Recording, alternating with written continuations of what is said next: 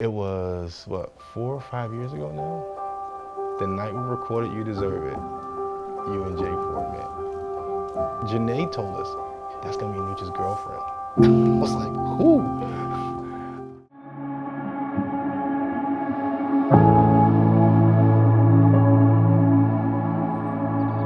James is a genius. He's powerful. He's my best friend. I feel like he's the best thing that ever happened to me. Like, I was in a dark place. He brought something out of me that made me realize who I am today.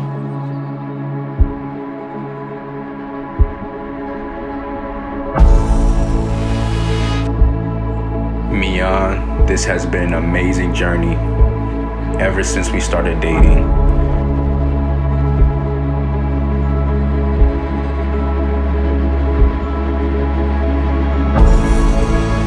My life has been filled with so much happiness, joy, and love. James,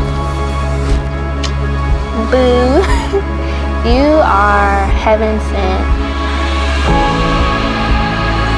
Yes, you are heaven sent, and there's no other person I would rather be with but you.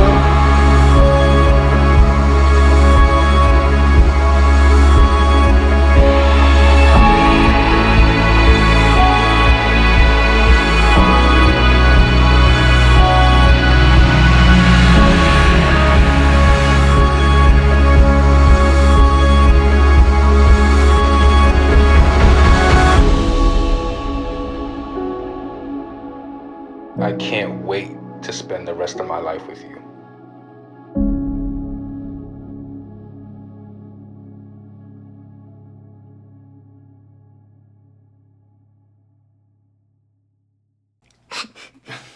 Hi. Minnie, Hi. how are you? Hungry. Hungry? I'm hungry. I'm good though. How are you? I'm good. So, it's funny, everybody knows I have a really great relationship with my mother and father-in-law. Like I love them like they're my own parents. So my prayer was that when my kids ever get married, like we would have that same type of relationship. I didn't know who Nooch was gonna wind up with. J4, sorry. But then he wound up with you, and it literally feels like you're one of our daughters. Like, really. How do you feel like becoming a part of this family? I will say, like, in the beginning, I think, of course, my main focus was like James, but I think overall I didn't want to force anything. I tried to make sure I was myself, and I tried to be like, let me hop on in. But I tried to like just be like who I am as a person, like my goofiness, and just calm and loving, because I can be a really caring person. So I try to make sure that I expressed myself.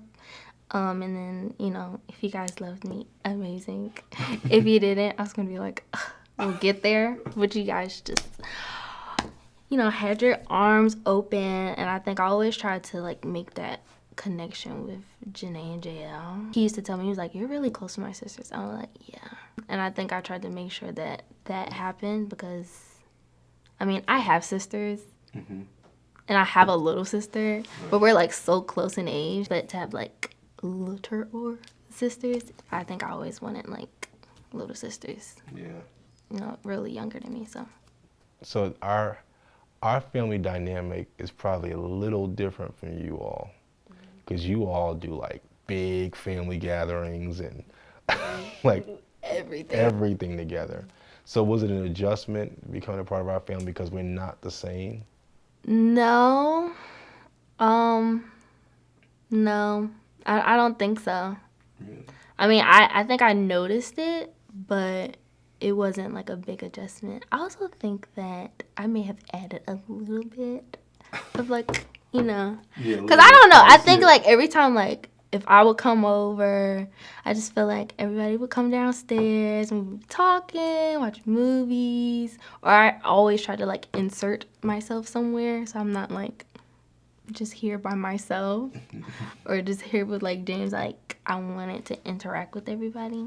I feel like I was never like alone in the house. It was, what, 4 or 5 years ago now?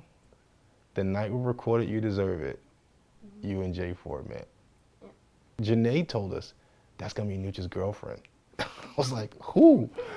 But did you know then where you would be now? Did you kind of have a...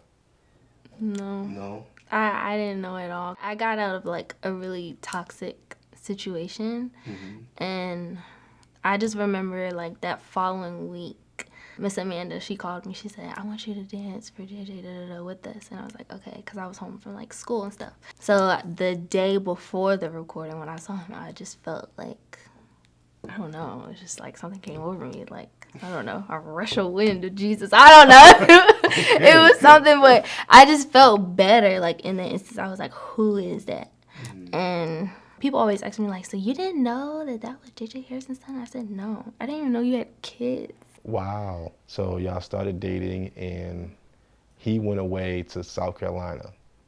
And it was so funny. I wanted him to go, but I was worried about y'all not making it because I was like, she's so good for him. But y'all made it work. You were in Philly. He was in South Carolina. How'd y'all make that work? I think it was just communication. Just making sure like we started our day off speaking with each other.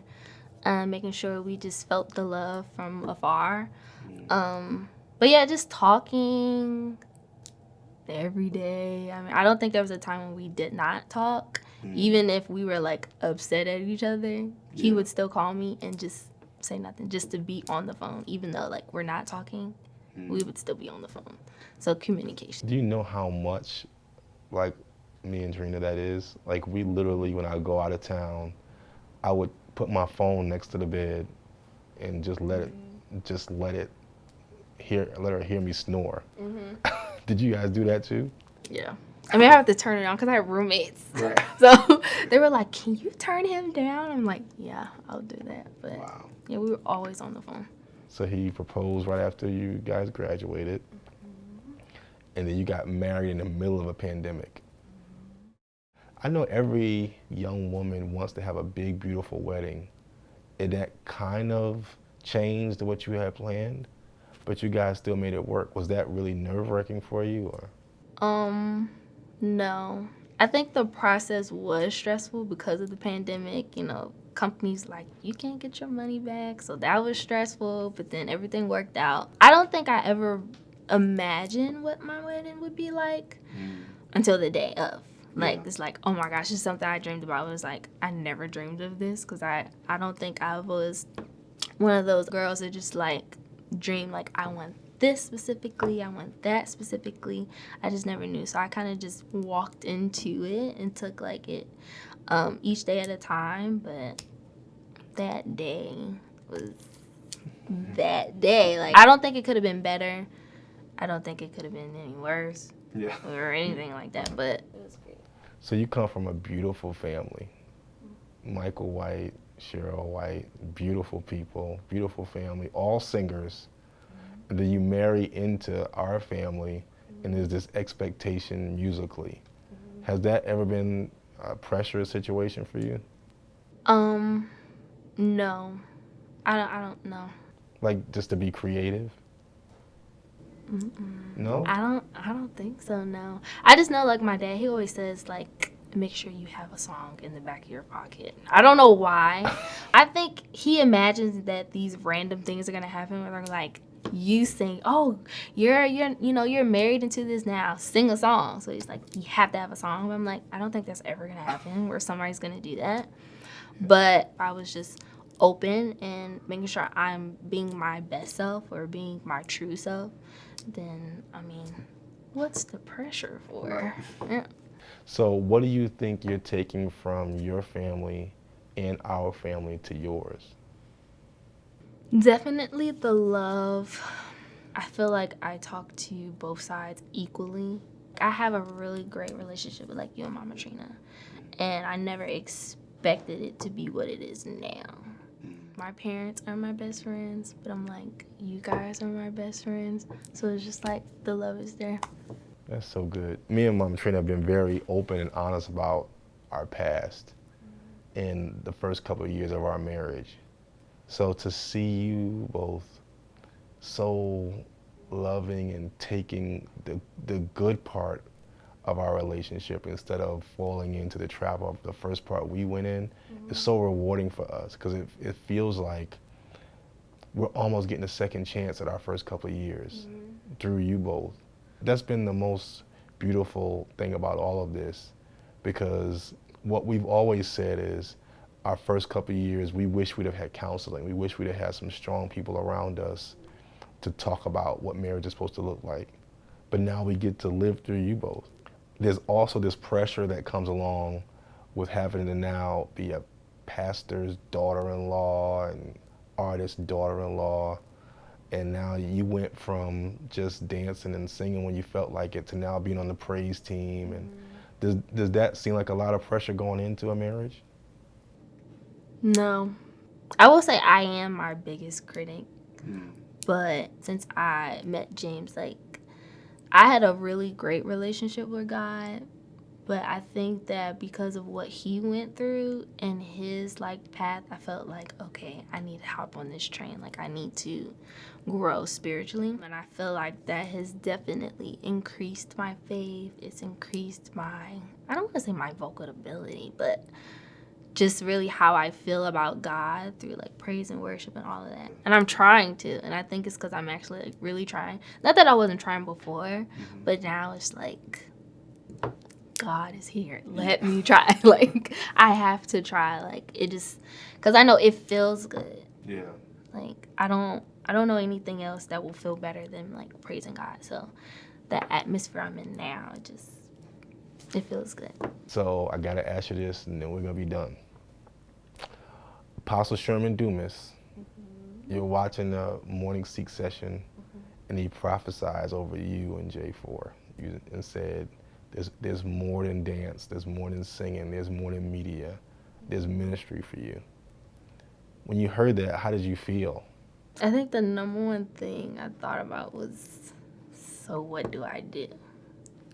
And then James and we started talking about it, and I think what I took away the most is whatever happens, as long we have to make sure we do it together. Yes, take it in internally, like for ourselves, but figuring it out or just letting God do what he wants to do with us together. Yeah. Because whatever that is that we're supposed to do is going to be together, not apart. Yeah. The way you see yourself 10 years from now? I don't know. I mean, I'm definitely still going to be in ministry. What part of ministry? I have no idea. I would not consider myself a preacher or a teacher. The best ones don't. I'm growing now, and I'm going to continue to grow. So if that's where God wants me to go, then that's where I will go. But in 10 years, I'm just going to be in ministry. Hopefully I have some kids. Hopefully. Some Christian kids. Yes. Love the Lord. Amen. Hallelujah. I definitely want to exceed in my craft of dance more. With the dance company that I'm in now. But just continue to grow and do what I want to do that makes me feel good and not trying to please others. Because I did have a problem with that. I always felt like I had to please other people before pleasing myself. So I feel like now that I'm married, I'm actually like pleasing myself, like doing what I want to do, what feels good for me. So if I keep doing that, life's going to be great in 10 years. Well, you know, Mama Trina and I don't even know if we could tell you, like we are so honored and excited and happy that our son found you. You're really a dream come true, and you came at the perfect time. Because I don't know if when James went to South Carolina, if he would have been able to be as centered as he was if he didn't have you to keep him focused. And I think that that'll continue. I think that you've shown yourself to be a helpmeet for him, but you're not just a helpmeet for him. I think you guys are helping to build each other. So we love you, and we're excited about your future and our future grandkids. Future grandkids, or whatever future looks like. Future is tomorrow, but. Yes, amen. Amen. Love you.